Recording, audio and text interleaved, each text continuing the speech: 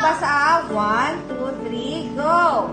Ang pulong nga naghatag sa kinabuhi, sa wala pa'y nabuhat, bisan usa, ang pulong bihana, ang pulong uban sa Dios, ug ang pulong Dios. Sukat pagayod sa sinugdan, ang pulong uban sa Dios. Pinaahi kaniya, ginuhat sa Dios ang tanan, ug walay bisan unsa sa tanan nga nabuhat, nga dili pinaagi kaniya. Diha sa pulong ang kinabuhi, o ang maong kinabuhi, mao ang kahayag sa mga tao. Ang kahayag nagdanab diha sa kangitngit, o wala makabuntog niini ang kangitngit. Ang Dios nagpadala og usa ka tawo nga ginganlang Juan, aron magsaksi ngadto sa mga tao mahitungod sa maong kahayag, aron ang tanan makadungog sa mensahe o motoo. Si Juan dili mao ang kahayag, apan niani siya aron magsaksi mahitungod sa kahayag. Ang matuod nga kahayag muanhi sa kalibutan, aron ang tanan magdanagan sa kahayag.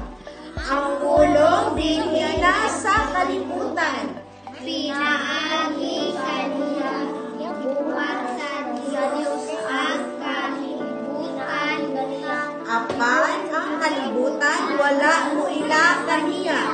Niani siya sa iyang kaugalingong katawhan, apan wala sila mudawat kaniya.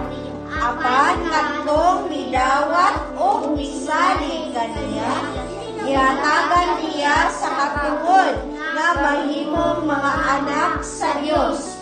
Nahimo sila mga anak sa Dios, dili sa tawhan ng kaaki o pagbuot.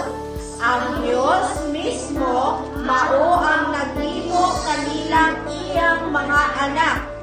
O ang pulong na himong tao, o miguyo uban kanamo, puno sa grasya o kamatuoran. Nakita namo ang iyang himaya, ang himaya nga iyang nadawat, ingon nga bugtong anak sa amahan. Misaksi si Juan maitungod kaniya o misinggit.